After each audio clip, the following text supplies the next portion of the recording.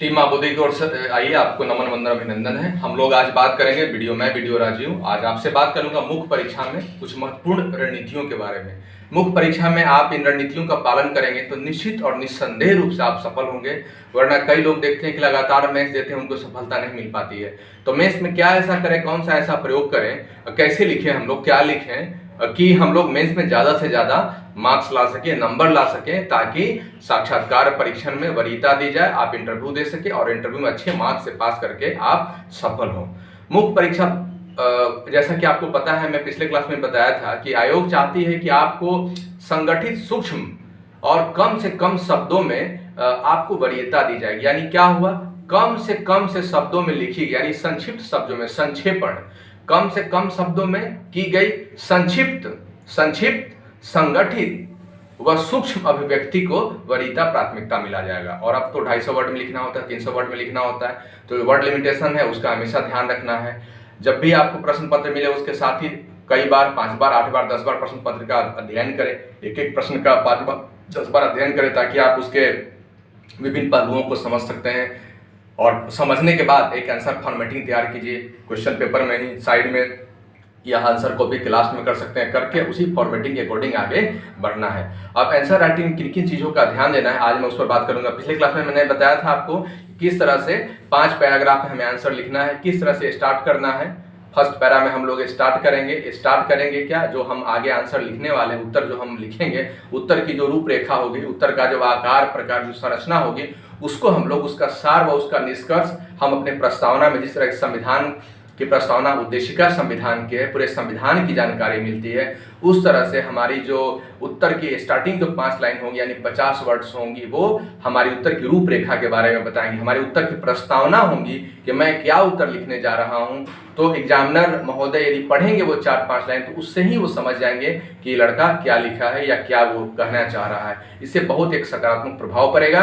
और उस 5 लाइन की एक बहुत अच्छी निष्कर्षात्मक शुरुआत के साथ, स्टार्टिंग के साथ में, ताकि उसमें सभी चीज़ों को आप समग्रता के साथ समाहित कर सकें। उसके बाद में छोटा सा मैप बनाइए, मैप में चीज़ों को इंडिकेट कीजिए, ताकि और खुल के आ जाए पहले पेज से ही, कि एग्जामिनर समझ सकें कि ये लड़का क्या लिखना चाहता है, क्या हमें बताना चाहता है। तो निश्चित रूप से आप लगभग 40 मार्क्स का प्रश्न है, तो आप वहीं पर 25 प्लस सिक्योर कर जाएंगे। उसके बाद सेकेंड पैराग्राफ में प्रश्न का जो मेन बॉडी है, देखिए क्या कह रहा है।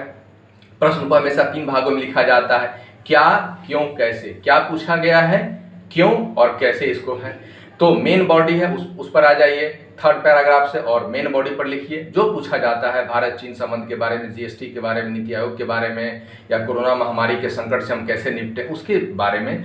अब या तो पैराग्राफ में लिख सकते हैं या फिर आप पॉइंट्स में लिख सकते हैं। कई लोग के मन में शंकाएं होती है, तो आप देखिए प्रश्न के अकॉर्डिंग वो निर्णय लेंगे। आप चीज़ों को बहुत ज़्यादा, यदि पॉइंट बनने की उम्मीद है, पॉइंट यदि प्रश्न में है तो पॉइंट वाइज लिखिए, अच्छा रहेगा। और यदि पॉइंट नहीं है, 3, 4, 5 पॉइंट को आपको एलेबोरेट यानी विस्तार से लिखना है, तो आप फिर क्या करेंगे कि उसको वैसे में पैराग्राफ में फिर आप आगे बढ़िए और मेन बॉडी को 2 पेज में लिखिए। संभव हो तो भारत का मानचित्र, बिहार का मानचित्र, या अपने कहीं भी कस्बाई कहीं मानचित्र, विभिन्न मानचित्रों के बारे में बताया भी था, फॉर्मेटिंग करने के लिए क्या क्या चाहिए। और भी मैं अगले एपिसोड में बताऊंगा कुछ मैप्स के माध्यम से। प्रेजेंटेशन का तरीका, ग्राफिकल रिप्रेजेंटेशन होनी चाहिए, चार्ट से, पाई या डायग्राम हुआ, मैप्स के माध्यम से या विभिन्न आकृतियों के माध्यम से, ताकि अट्रैक्टिव लगे, डायनेमिक लगे, खूबसूरत लगे, सिस्टमेटिक व साइंटिफिक लगे, ताकि आप एग्जामिनर को इम्प्रेस्ड कर सके, प्रभावित कर सके। यही तो है, आपको उनसे आपको मार्क्स छीनना है।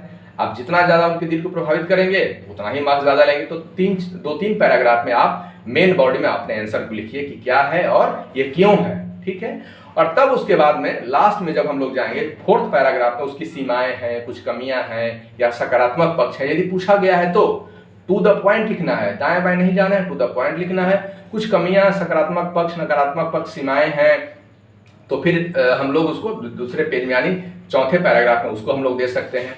और फिर उसके बाद में हम लोग प्रश्न के मांग के अनुरूप उसको जब एंड करेंगे, जब समाप्त करेंगे, तो मैं हमेशा बोला हूं कि आप पॉजिटिव एंडिंग होनी चाहिए, सकारात्मक सोच के साथ उसकी एंडिंग होनी चाहिए, और ऐसी समाप्ति हो ताकि वो क्या हो, भविष्योन्मुखी होना चाहिए, सर्वांगीण विकास का द्योतक हो और आगे आने वाले समय में एक आशावादी और पॉजिटिविटी झलकनी चाहिए, ताकि एग्जामिनर इसको भी देखकर खुश हो। 21वीं सदी में भारत की महानता के बारे में, स्वास्थ्य क्षेत्र के जो प्रश्न पूछा जाए, जैसे पूछा जाए, उसके बारे में एक भविष्य का एक रणनीतिक दृष्टिकोण होना चाहिए, आशावादी व सकारात्मक नजरिए के साथ ओतप्रोत होनी चाहिए, जिसमें समाज की सर्वांगीण विकास की झलक हो, हर प्रकार की बातें उसमें हो, सरकार की नीतियों के बारे में, इन सब चीज़ों पर मोटे तौर पर ध्यान देना है, एक अच्छा आंसर माना जाएगा। साथ ही साथ जो मेंस का आंसर लिखेंगे उसमें संविधान पर हमेशा ध्यान देंगे, संविधान सम्मत लिखा जाना चाहिए, सरकार के पक्ष में लिखा जाना चाहिए और मानवाधिकारों का सम्मान होना चाहिए, शांति, सहयोग, समन्वय, भाईचारा जो हमारी परंपरा है, तो उसका मुख्य रूप से आप समझिए कि आपको संविधान का सम्मान करना है, संवैधानिक रूप से वह आंसर आपका सही होना चाहिए। कुछ और महत्वपूर्ण चीज़ों पर हम लोग ध्यान दे देते हैं, क्या क्या और ध्यान देने की आवश्यकता, और मैं जब बोर्ड पर आऊँगा तो डिटेल्स बताऊंगा। उत्तर लेखन की शैली विकसित कीजिए, उत्तर आपको लिखने की प्रैक्टिस तो है ही, आप कर ही रहे हैं, इन दिनों में भी कोशिश करना है कि प्रतिदिन 1-2 प्रश्न का उत्तर लिख लीजिए। चूंकि भाषा व्यक्तित्व का आईना होती है, तो भाषा पर तो पकड़ होनी ही चाहिए। प्रश्न को समझना बहुत अच्छे से, प्रश्न को जब तक समझेंगे नहीं तो उत्तर उसका आप नहीं दे पाएंगे, तो प्रश्न को अच्छे से समझिएगा और फिर इसको विखंडित करना, अलग अलग उसको बांटना है प्रश्न को। कई बार एक ही प्रश्न में 2-3 प्रकार के प्रश्न, सब प्रश्न पूछ दिए जाते हैं, सब क्वेश्चंस होते हैं, तो आपको उसके अकॉर्डिंग उनको जगह, समय, स्थान देना है और उनको उतने वर्ड्स में लिखना है। उत्तर की रूपरेखा तैयार करना बहुत जरूरी, फॉर्मेटिंग नहीं करेंगे तो जो मन करेगा सो रेलवे की तरह आप बढ़ते जाएंगे, रेल के डब्बा पर आप बढ़ते चुक चुक चुक चुक, पता ही नहीं चलेगा क्या लिखना है, क्या पूछा गया। इसलिए एक फॉर्मेटिंग प्रश्न पढ़ने के 2-3 मिनट के अंदर में ही साइड में कहीं भी 1 पैराग्राफ, 2 पैराग्राफ, 3 पैरा, 4, 5, 6 पैरा में क्या क्या लिखना है या पॉइंट में कैसे कैसे देना है। उत्तर के प्रस्तुतिकरण को आकर्षक बनाइए, प्रेजेंटेशन को जितना आप डायनेमिक बनाएंगे, जितना खूबसूरत और सुंदर बनाएंगे, उतना ज़्यादा आप मार्क्स ले पाएंगे। लिखते तो सब वही हैं। अब विज्ञान प्रौद्योगिकी में भारत की भूमिका बताइए, या DRDO या इसरो के द्वारा क्या क्या हाल में ये किए गए, तो सब तो ही लिखिएगा, कंटेंट तो ही रहेगा, लेकिन प्रेजेंटेशन का जो तरीका होता है इसी से आपकी पहचान अलग होती है। तो प्रेजेंटेशन बहुत सुंदर, आकर्षक होनी चाहिए।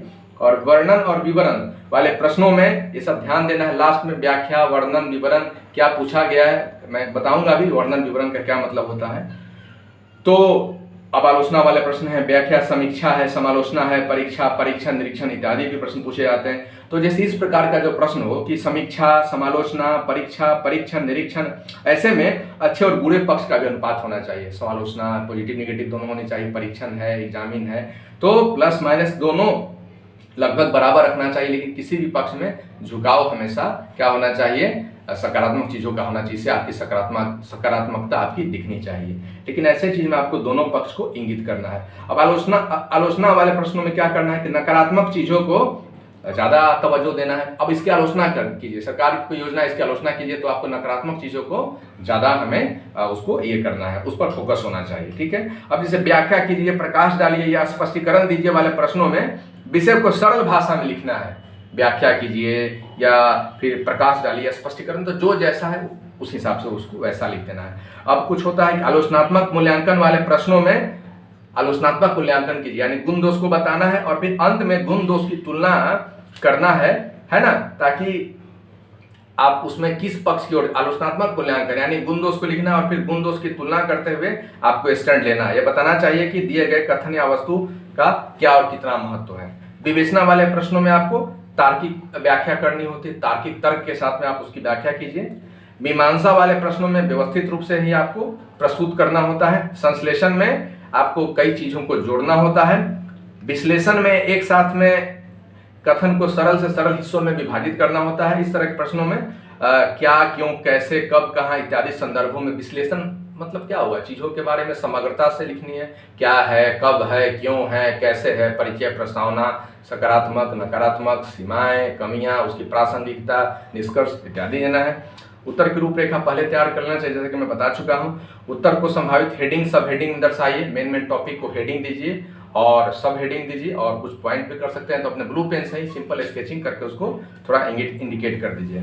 उत्तर की शुरुआत में भूमिका प्रस्तावना देना ही देना है, परिचय प्रस्तावना देने के साथ में अंतिम में आपको निष्कर्ष, एक अच्छा निष्कर्ष प्रासंगिकता के साथ निष्कर्ष देना है। तो याद रखिएगा, बहुत महत्वपूर्ण चीज है।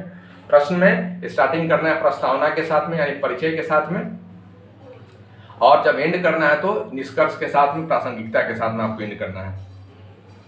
क्रमबद्धता होनी चाहिए। टूट नहीं होनी चाहिए। प्रश्न को उत्तर देंगे तो उसमें ठोस तथ्य और तर्क रहने चाहिए। अलूल जलूल और आलतू फालतू घिसी पिटी बातें नहीं होनी चाहिए। ठोस आधार होना चाहिए, तर्क व तथ्य होना चाहिए, ताकि अभ्यर्थी चीज़ों को समझा सके और जो एग्जामिनर हैं चीज़ों को वो समझ सकें। शब्द सीमा का पालन करना चाहिए। शब्द सीमा का पालन नहीं करेंगे तो ये आपकी अनुशासनहीनता की पहचान होती है। तो आप शब्द सीमा का निश्चित रूप से पालन करेंगे। शब्द सीमा में आपको उत्तर देना है। बिंदुवार उत्तर दे सकते हैं, अच्छा तरीका रहेगा। शब्दों के चयन में सावधानी बरतना है आपको। शब्दों का चयन संवैधानिक व्यवहारिक होनी चाहिए, हिंदी साहित्य के अकॉर्डिंग होनी चाहिए, साहित्यिक होनी चाहिए, है ना, लयात्मक होनी चाहिए, उसका मतलब होना चाहिए। और कई शब्दों के बदले में एक शब्द का प्रयोग कीजिए, जैसे समावेशी विकास सब आ गया, आर्थिक विकास में सब आ गया, संवैधानिक वर्ड ऐसा है कि पूरा संविधान आ गया, मानवाधिकार में संपूर्ण मानव का अधिकार। तो इस तरह से आपको वर्ड करना है। कुछ टचिंग शब्द का भी प्रयोग करना है।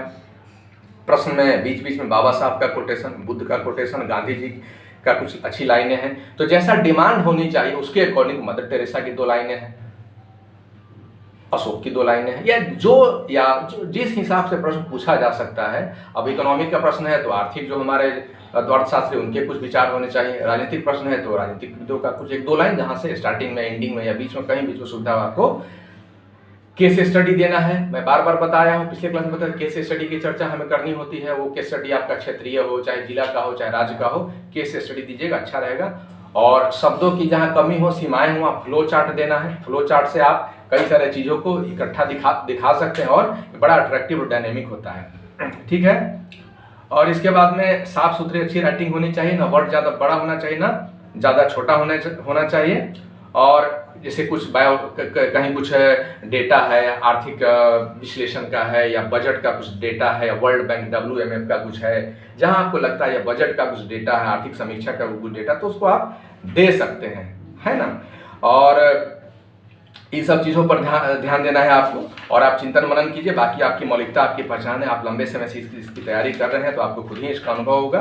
बाकी यूट्यूब पर जाइएगा, विभिन्न अच्छे आंसर राइटिंग की कॉपी दी हुई है, उससे भी आपको फायदा उससे आपको मिलेगी, ताकि आप चीज़ों को समझ सकते हैं, देख सकते हैं। बाकी तो ईश्वर महान है ही, नियति महान है ही, नियति ने जो तय करके रखा होगा आपके लिए वो तो निश्चित रूप से होना ही है। तो परीक्षा के दिनों में चिंता करने की कोई आवश्यकता नहीं है। अपने मुकद्दर पर और अपने गुरुदेव पर, अपने इष्ट देव पर भरोसा रखिए, विश्वास रखिए। निश्चित रूप से आप विजयश्री का आशीर्वाद आपको मिलना है तो मिलना है, कहीं कोई ताकत नहीं रोकेगी। पूरी शिद्दत के साथ, कर्तव्य निष्ठा, सत्यनिष्ठा के साथ अपनी मेहनत में जुड़ जाइए, और फिर मैं बताऊंगा। और तब तक टीम महाबोधि की ओर से आपको शुभकामनाएं। आप भी टीम महाबोधि को मजबूत कीजिए, लाइक और सब्सक्राइब कीजिए हमारे चैनल को।